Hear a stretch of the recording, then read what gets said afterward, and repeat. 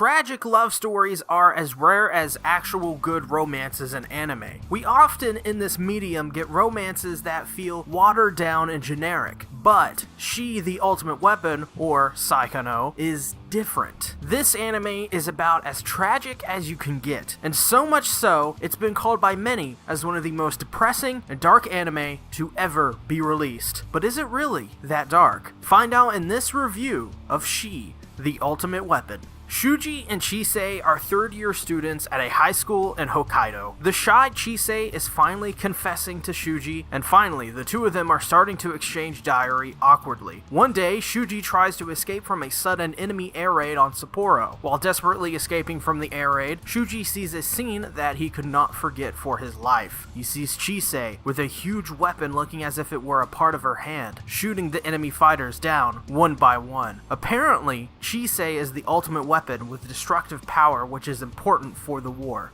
Saikano is an anime originally released in 2002 and is directed by Mitsuko Kase. She is most known for working on anime like Inuyasha and Last Exile. The anime itself is based on the manga of the same name by Shin Takahashi, and finally, the studio that made this anime is Gonzo, who have of course produced the anime Full Metal Panic and Welcome to the NHK. This anime is 13 episodes and has a sequel as well called She, the Ultimate Weapon, Another Love Song. You really are slow, Chise. I'm sorry. I'm really sorry. Saikano's story is most notable for being a tragic one, and boy, is it tragic. The anime is actually so depressing and bleak that I honestly do not think you should watch this without being absolutely prepared for it. This may in fact be the most depressing anime I have ever seen in my life, and I watched this anime at a time when I was doing pretty well emotionally. This anime brought my day down every time I watched it to the lowest of lows. But while this anime has that going for it, if you could even say that that is a positive, the anime does have a lot of pacing issues. The obvious one is that it likes to repeat the same kind of moment over and over. As an example, Chise and Shuuji love each other very dearly, that's obvious, but they never really seem to grow past those initial feelings, at least until later on in the show. This creates at least 6 to 8 episodes of them repeating the same general lines and almost scenes over and over. We get it. Chise is a weapon and you don't want her to be one, but can you please stop telling us that over and over? But even after you get past that problem, there is still more to get through. After those initial 6 to 8 episodes, the pace of the show hits a brick wall and is just depressing and slow and has this dreadful outlook to it. To me, the early series had the right amount of depression. It's a weird sentence, I never thought I'd say that, but the last part of it it was really hard to watch, to be honest. Also, the ending to this anime doesn't really make a whole lot of sense either, and believe it or not, gets even more depressing in the end. In a weird way, one of the selling points of this series is how dark and bleak it is. Chise is cute, but slow. She's little, timid, and on top of that, really clumsy.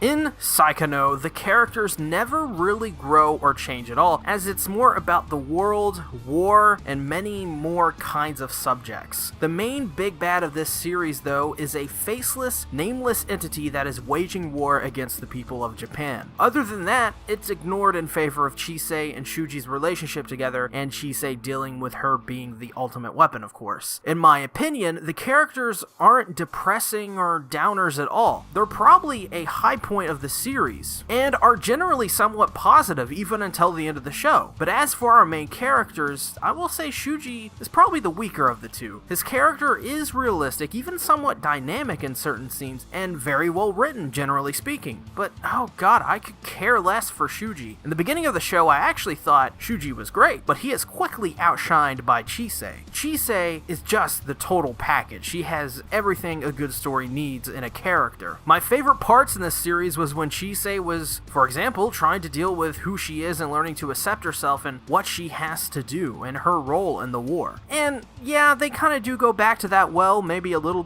bit too many times, but from a character perspective, she is fantastic. Easily the best character, and rightfully so. The show is named after her, after all. Hey, it's an F-15. A lot of them are flying.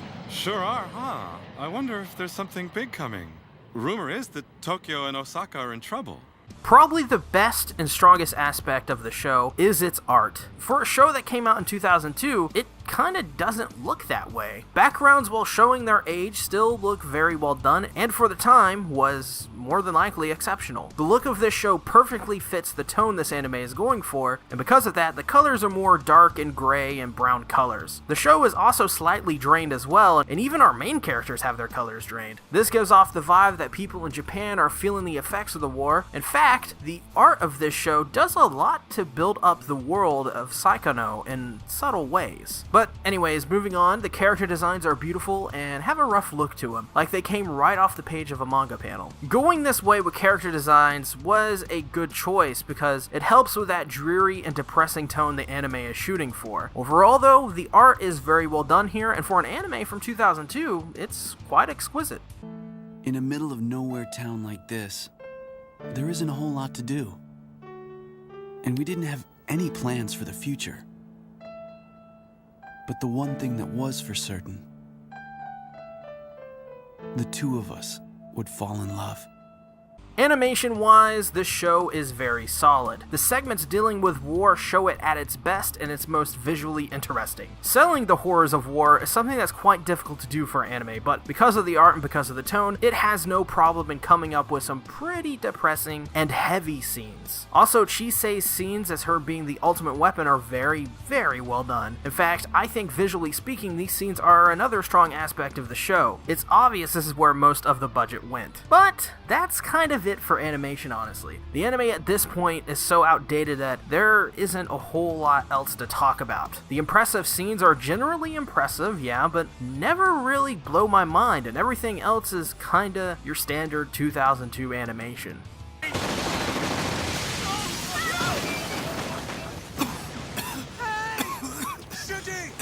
The dub for 2002 standards isn't bad. For example, Chise is casted perfectly, and most other characters are as well, but sadly lines are stiff and delivered awfully at times. Please, do yourself a favor and go ahead and watch the Japanese sub for this, as otherwise you'll be needing to sit through Shuji's voice actor tripping over his lines in real time. It's gonna crash!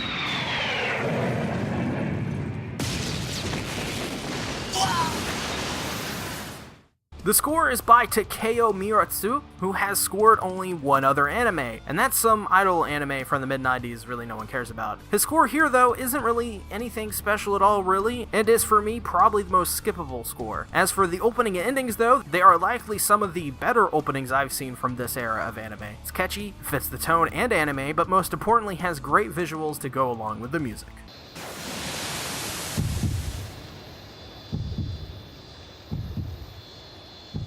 Chise.